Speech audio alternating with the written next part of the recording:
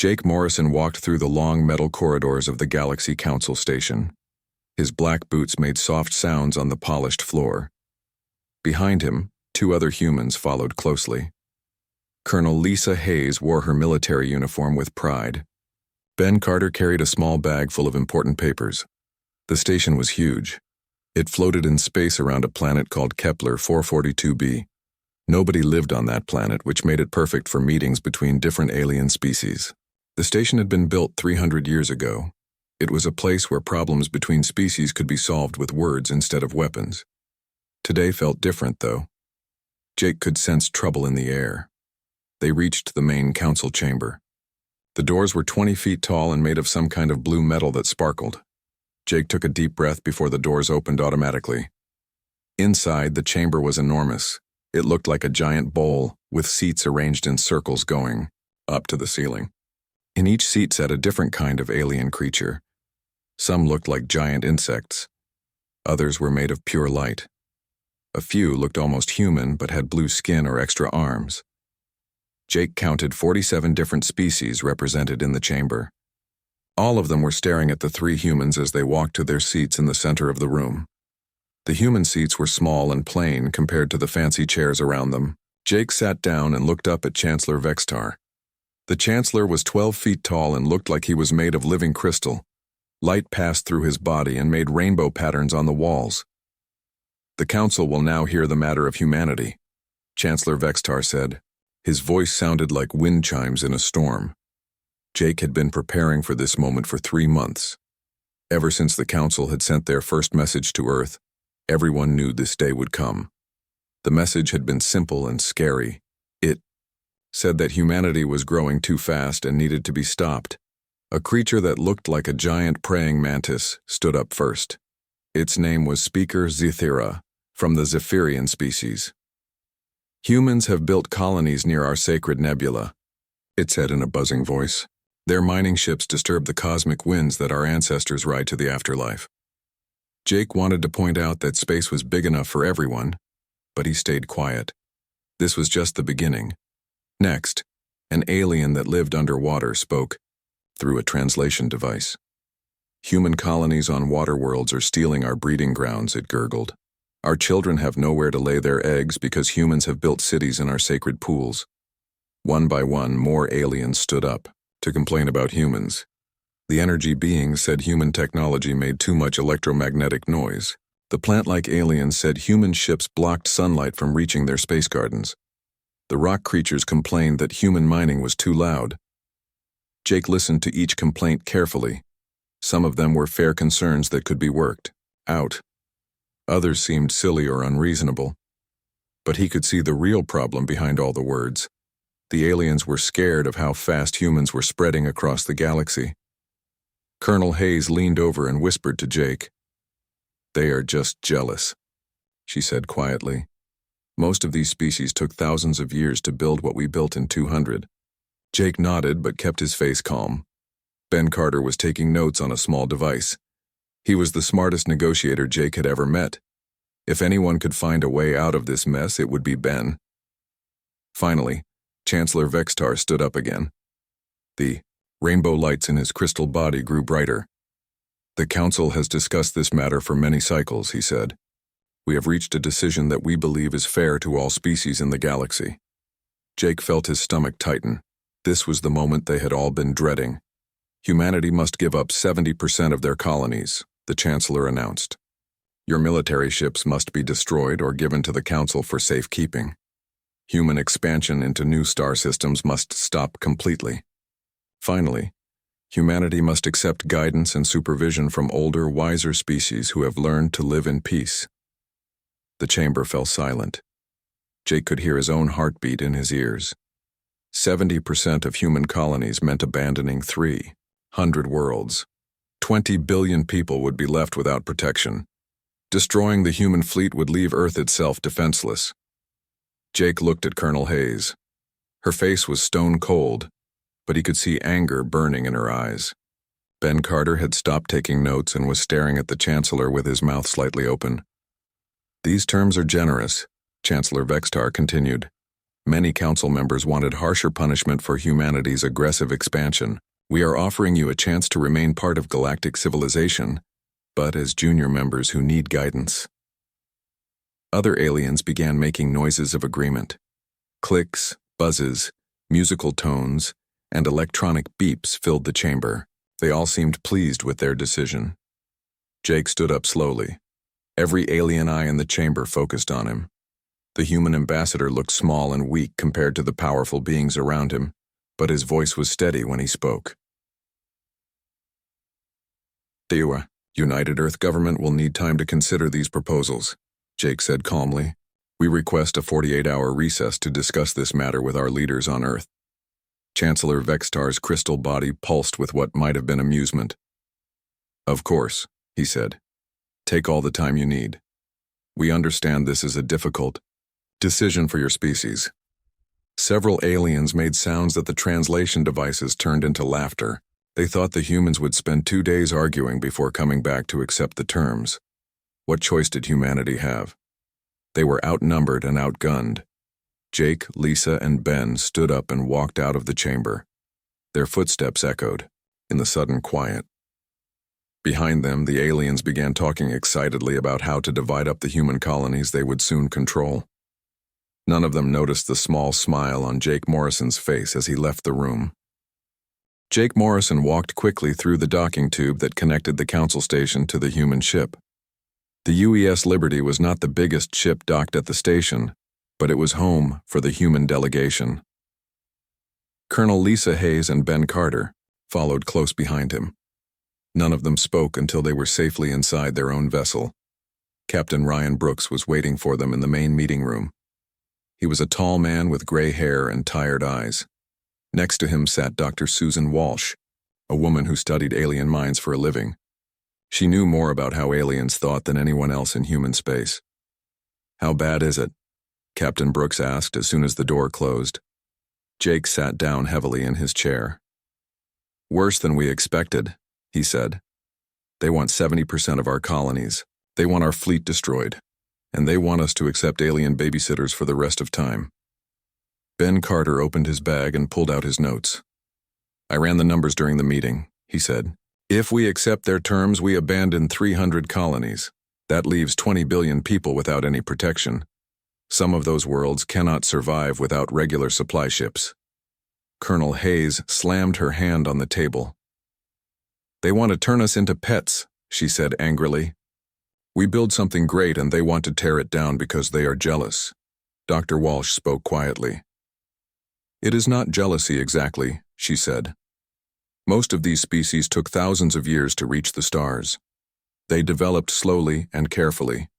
They cannot understand how we did in 2 centuries what took them millennia. Jake looked at the doctor. Explain that to me. Dr. Walsh pulled up a holographic display showing different alien species. Look at the Zephyrians, she said, pointing to an image of the insect-like creatures. Their homeworld has unlimited food and no natural predators. They never had to compete for resources. They only developed space travel because they got curious about the stars. She changed the image to show the crystalline beings. The Vextari, like Chancellor Vextar, evolved on a world rich in energy crystals. They never experienced scarcity. They developed technology slowly over 10,000 years because they never felt rushed. What about the water aliens? Ben asked. The Delphinians achieved perfect harmony on their ocean world before they ever looked up at the sky, Dr. Walsh continued. Every species in the council developed space travel after they had solved all their problems at home. They see our rapid expansion as dangerous because it comes from desperation and competition. Jake understood now. They think we are still dangerous because we grew up fighting for everything we have. Exactly, Dr. Walsh said. They want to slow us down until we become like them. Peaceful and careful and slow. Captain Brooks had been listening quietly. What they do not understand is that we cannot become like them, he said. Humans do not work that way. If we stop expanding and exploring, we will start fighting each other instead. Jake nodded and activated the quantum communication device. The machine hummed to life and projected a hologram of President Karen Mitchell in the middle of the room. Behind her stood General Peter Collins and Secretary of State Alan Foster. "Mr. President," Jake said formally, "we have received the Council's terms." President Mitchell was a small woman with steel gray hair and sharp eyes. She had been a soldier before becoming a politician. "Let me guess," she said. "They want us to give up everything we have worked for." Jake quickly explained the Council's demands. As he spoke, President Mitchell's face grew harder and harder. General Collins looked like he wanted to hit something. Secretary Foster just shook his head sadly. When Jake finished, President Mitchell was quiet for a long moment. Then she spoke in a voice that was calm but dangerous. "Humanity did not claw its way up from Earth to become someone else's pet project," she said. "We will not accept these terms." "What are your orders, Mr. President?" Jake asked. President Mitchell looked at General Collins and Secretary Foster. All three of them nodded at the same time. "Execute Protocol Exodus," she said. "It is time to show the galaxy what humanity is really capable of." Jake felt a chill run down his spine. Protocol Exodus was the most secret plan in human space. Only a few dozen people knew it existed. Jake was one of them because he had helped write it 3 years ago. "Are you sure, Mr. President?" Jake asked. "Once we start, there is no going back." "I am sure," President Mitchell said firmly. "The galaxy wants to see what humanity looks like when we are not trying to be good neighbors. Let us show them." The hologram disappeared. Jake looked around the room at his team. They all knew what Protocol Exodus meant. It would change everything. "Captain O." Brooks stood up. "I will send the coded messages to all human ships and colonies," he said. "How long do we have?" 48 hours, Jake replied. "That should be enough time." Dr. Walsh looked worried. "The aliens will never expect this," she said. "They think humans will spend 2 days arguing and then come back to surrender." Ben Carter was already working on his computer. "I am calculating the logistics," he said. "Moving this many people in ships in 48 hours seems impossible." Jake smiled for the first time since leaving the council chamber. "That is what makes us human, Ben. We do impossible things when we have to." Over the next hour, coded messages went out to every human colony, ship, and outpost in the galaxy. The messages were short and simple. "Prepare for immediate departure. Execute protocol. Exodus, this is not a drill." Captain Brooks returned to the meeting room after sending the last message. "It is done," he said. "Every human in council space will receive the signal within 6 hours." Jake looked out the window at the council station. Soon the aliens inside would learn that humanity was not as helpless as they thought. But first, humans had work to do. 47 hours and counting, Jake said quietly. "Let us see if we can still surprise the galaxy." Jake Morrison stood outside the council chamber doors exactly 48 hours after he had left. Colonel Lisa Hayes and Ben Carter flanked him on both sides. All three humans looked calm and rested, as if they had spent the time having peaceful discussions instead of coordinating the biggest operation in human history. The doors opened and they walked back into the chamber. Every alien representative was in their seat, waiting eagerly to hear humanity surrender. Some of the creatures were making happy noises. Others were already discussing how they would divide up human colonies among themselves. Chancellor Vextar's crystal body glowed brighter as the humans approached their seats. "Ambassador Morrison," he said in his wind chime voice, "we trust you have had time to consider our generous offer." Jake remained standing instead of sitting down. This surprised some of the aliens who shifted nervously in their seats. "We have indeed considered your proposal very carefully," Jake said in a clear, steady voice. "Excellent," Chancellor Vextar said. "We are prepared to hear your acceptance and begin the transition process immediately." Jake looked around the chamber at all 47 alien species. His eyes moved slowly from one group to another. Some aliens leaned forward eagerly. Others made clicking sounds of anticipation. "After careful consideration," Jake said, "humanity must respectfully decline your offer." The chamber fell completely silent. Even the automatic ventilation system seemed to stop humming. Chancellor Vexitar's crystal body flickered, as if he had not heard correctly. "I beg your pardon," the Chancellor said. "We decline," Jake repeated, calmly. "Furthermore, humanity is withdrawing from all Galaxy Council territories. We are ending all trade agreements with Council species. We are recalling every human presence from Council space." The silence stretched for several long seconds. Then chaos erupted.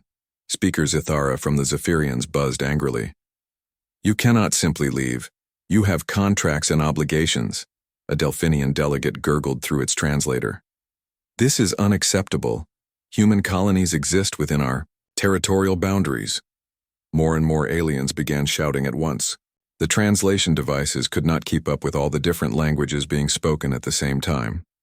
The chamber filled with a cacophony of clicks, whistles, electronic beeps, and musical tones. Chancellor Vextar raised his hands for silence. Slowly, the noise died down. "Ambassador Morrison," he said carefully, "surely you understand that withdrawal from Council space is not a simple matter. You have millions of people on hundreds of worlds. Such an evacuation would take months or even years to complete." Jake smiled slightly. "Actually, Chancellor, the evacuation is already complete." Before anyone could respond to this impossible statement, emergency alarms began sounding throughout the council chamber. A communications officer, a small furry creature from the Corothian Empire, scurried up to Chancellor Vextar with a data pad. "Sir," the officer squeaked, "we are receiving urgent reports from across the galaxy. Human colonies are empty." Chancellor Vextar took the data pad with hands that trembled slightly. His crystal eyes scanned the information rapidly.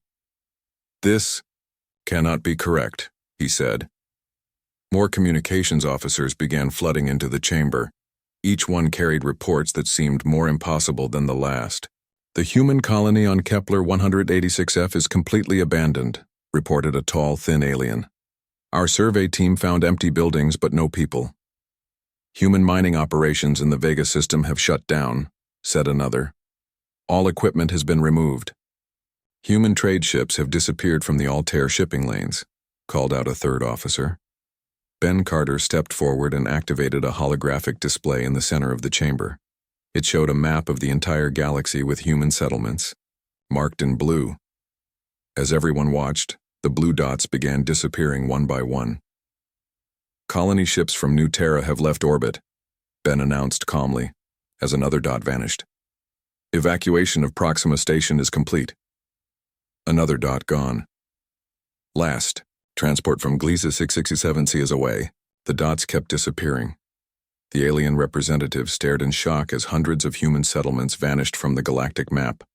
In less than an hour, every single human presence in Council space had been erased. "How is this possible?"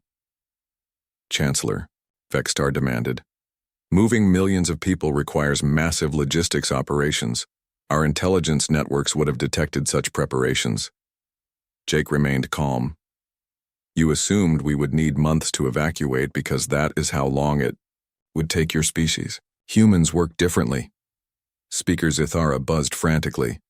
"Our trade routes through the Cygnus sector are now undefended.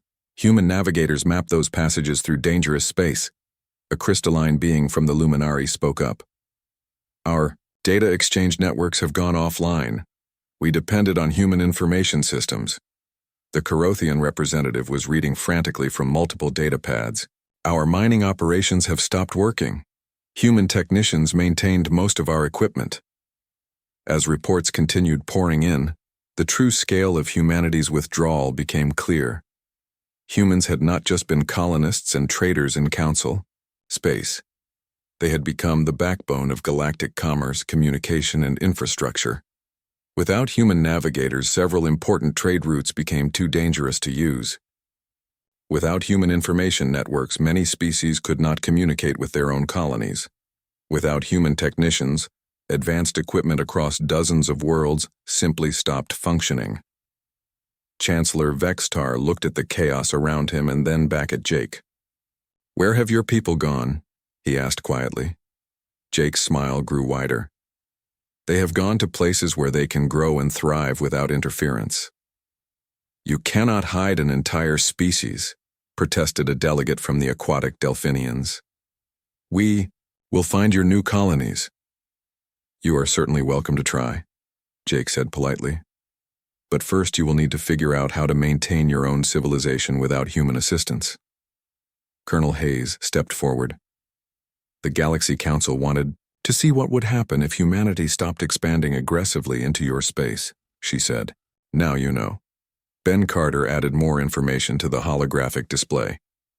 Economic projections show that several council species will face severe supply shortages within 30 days. Trade networks may collapse entirely within 60 days. The implications began sinking in. The aliens had been so focused on containing humanity that they had not realized how dependent they had become on human skills and services. This is blackmail, accused Speaker Zithara. Jake shook his head. This is sovereignty. You gave us a choice between accepting your terms or leaving your space. We chose to leave. Chancellor Vexitar's crystal body was now pulsing rapidly with stress patterns.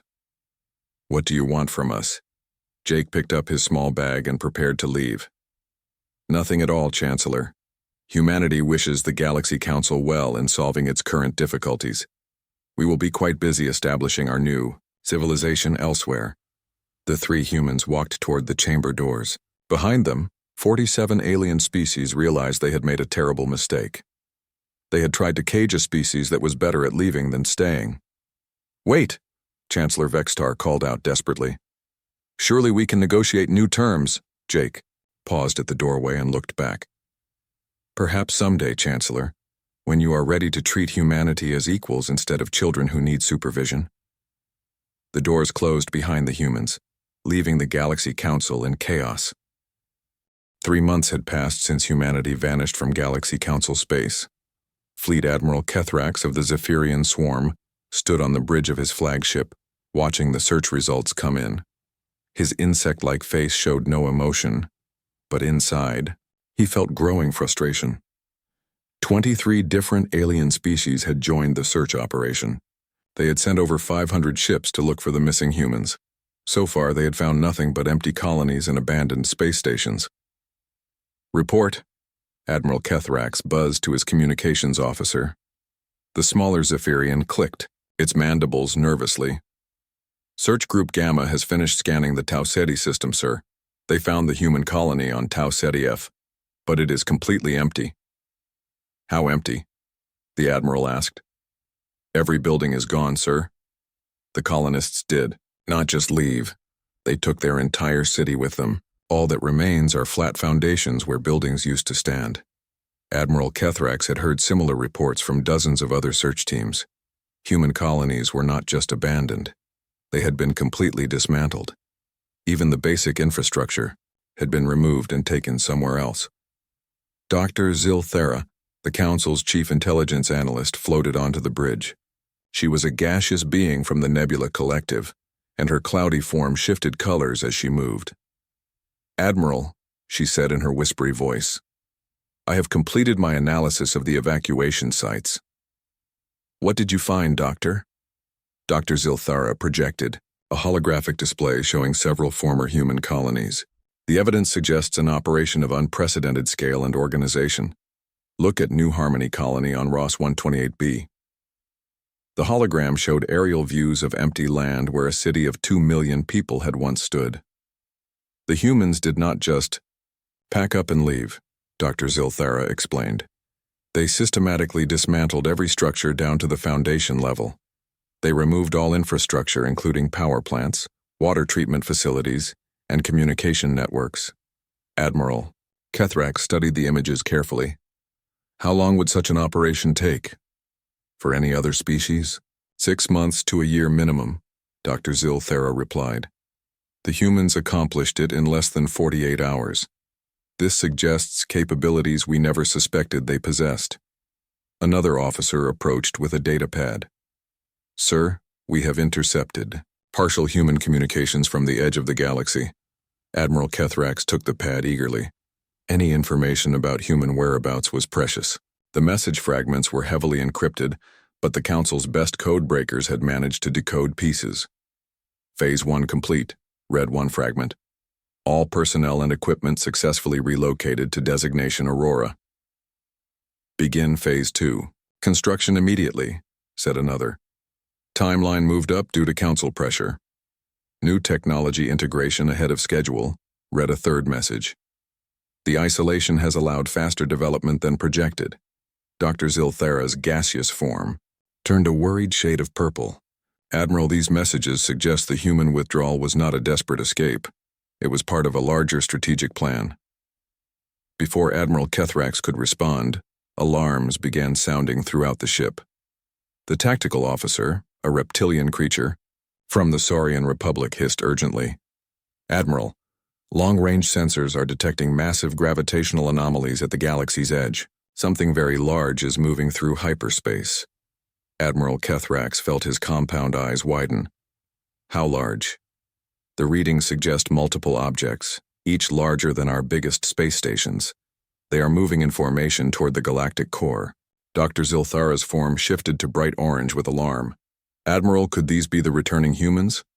Before anyone could answer, the ship's communication system activated automatically. A familiar human voice filled the bridge. This is Ambassador Jake Morrison of the United Earth Government.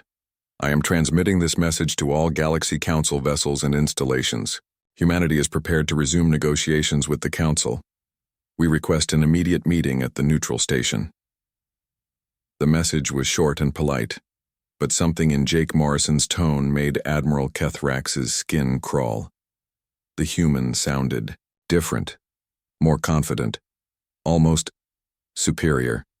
Sir, the tactical officer reported, the gravitational readings are getting stronger. Whatever is coming, it will arrive at the council station in 6 hours. Admiral Kethrax looked at the intelligence, reports scattered across his desk. 3 months of searching had revealed the scope of humanity's disappearance, but not their destination. Now they were returning, and everything about their message suggested they had changed during their absence. Doctor, he said to Zilthara, what is your assessment of the situation? The gaseous being swirled thoughtfully. Based on the evidence, Admiral, I believe the Galaxy Council made a serious error in judgment. We attempted to contain a species we did not understand. Instead of weakening them, we may have forced them to develop capabilities beyond our current understanding. Admiral Kethrax sent an urgent message to Chancellor Vextar at the Council Station. Chancellor, the humans are returning. Based on sensor readings and intercepted communications, they are not the same species that left 3 months ago. The response came back quickly. Explain. They have advanced technologically at an impossible rate, Admiral Kethrax transmitted. They organized an evacuation that should have taken months in just 2 days. They have been developing new capabilities while isolated from galactic oversight. Most concerning, they sound confident rather than desperate. There was a long pause before Chancellor Vextar responded. Are you suggesting they are now more dangerous than before? Admiral Kethrax looked at the gravitational readings showing massive objects approaching through hyperspace. I am suggesting, Chancellor, that we may have created exactly the problem we were trying to prevent. We wanted to slow down human expansion. Instead, we may have accelerated their development beyond our ability to control. Dr. Zilthara added her own analysis to the transmission. Chancellor, the economic disruption caused by human withdrawal has destabilized 17 member species. Several colonies have requested emergency aid due to infrastructure failures. The Carothian Empire has reported that 3 of their trade routes are now too dangerous to navigate without human pilots. The Delphinians have lost contact with 12 of their outer colonies because human communication networks are offline. Admiral Kethrax continued. Mining operations across 24 worlds have stopped because human technicians maintained the equipment. Chancellor Vextar's response was grim. So we have weakened ourselves while potentially strengthening them. Yes, sir, Admiral Kethrax confirmed. And now they are returning with capabilities we do not understand, and confidence we have never seen from them before. The tactical officer interrupted with urgent news. Admiral, the objects are dropping out of hyperspace at the council station. Visual confirmation shows, oh, my ancestors. Admiral Kethrax looked at the main screen and felt his blood run cold. The human fleet that had returned was unlike anything he had ever seen. Where humanity once flew converted cargo ships and modified civilian vessels, they now commanded sleek warships that dwarfed the largest council vessels. The flagship bearing Ambassador Morrison was easily 3 times the size of Admiral Kethrax's own command ship. More importantly, the energy readings from the human vessels suggested technology that was years ahead of anything in the Galaxy Council's arsenal. "Doctor," Admiral Kethrax said quietly, "I believe the balance of power in this galaxy just changed." Dr. Zilthera's gaseous form had turned a deep, worried blue. "The question now, Admiral, is whether humanity returns as friends or conquerors." Admiral Kethrax gave orders to his fleet to maintain a respectful distance from the human ships. For the first time in his military career, he was not sure his forces could win a battle if one started. The Galaxy Council was about to learn what humanity had become during their 3 months of isolation. Jake Morrison stepped into the Galaxy Council chamber for the second time in 3 months. This time, everything was different. He wore a new uniform made from materials that seemed to shimmer with their own light.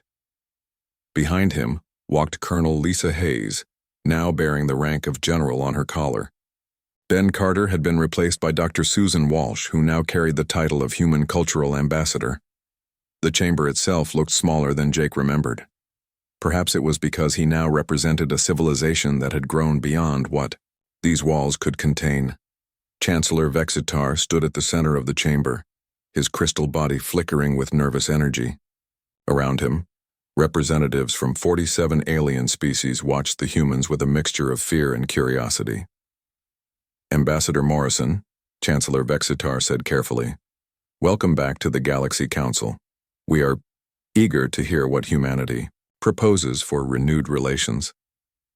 Jake smiled and remained standing. "Thank you, Chancellor. Before we begin, I should introduce our new diplomatic team." He gestured to his companions. "General Hayes oversees our military coordination, and Ambassador Walsh specializes in interspecies relations." Dr. Walsh stepped forward and several aliens gasped. She was no longer the quiet scientist who had left 3 months ago. Her presence filled the room with confidence that made even the largest alien representatives seem small. "Council members," Dr. Walsh said in a voice that carried easily through the chamber, "humanity appreciates this opportunity to establish new relationships based on mutual respect and equality." Speaker Zithara from the Zephyrians buzzed nervously. "What exactly do you mean by equality?" Jake activated a holographic display that showed the Galaxy Council territory map.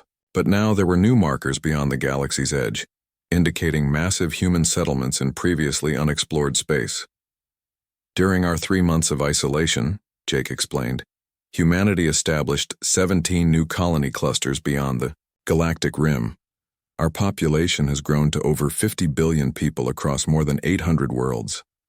The aliens stared at the display in shock. 50 billion people in 3 months meant humanity had not just evacuated their old colonies. They had expanded far beyond their previous size. General Hayes spoke next. "Our technological capabilities have also advanced significantly. Freedom from the need to maintain galactic diplomatic relations allowed us to focus entirely on development and growth." Chancellor Vexitar's crystal body pulsed rapidly. "What kind of technological advancement?" Instead of answering with words, General Hayes nodded to Jake. The human ambassador pressed a button on a small device. Suddenly, the lights in the council chamber dimmed. Every electronic system in the station began fluctuating. The aliens looked around in panic as their technology responded to signals they could not understand. "This is a basic demonstration of our new harmonic field technology," General Hayes said calmly. "We can now influence electronic systems across vast distances without physical contact." The demonstration lasted only a few seconds, but its message was clear. Humanity now possessed capabilities that could disable alien technology at will. Dr. Walsh stepped forward to ease the tension. "We do not share this to threaten anyone," she said. "We want to show that humanity has grown beyond the need for supervision or limitation." Speaker Zithara's compound eyes widened. "How did you accomplish such rapid advancement?" Dr. Walsh smiled. When humanity no longer needed to spend time and energy maintaining relationships with species who saw us as children, we could focus entirely on becoming something greater. Jake brought up new images on the holographic display. These showed human cities unlike anything the aliens had ever seen. Buildings that seemed to grow from the ground like living things. Ships that moved through space without visible engines. Technology that blended seamlessly with nature. These are our new settlements beyond the galaxy, Jake explained. We call this region the Aurora Territories. Here, humanity has been free to develop according to our own nature and potential. Chancellor Vextar found his voice. What do you want from the Galaxy Council? Jake's expression became serious. We want to offer partnership to those species willing to accept humanity as equals. We have technologies that could benefit everyone in the galaxy. We have resources that could solve many of the problems you face. And if we refuse? Asked a delegate from the aquatic Delphinians. General Hayes answered this question. Then we will continue to develop independently.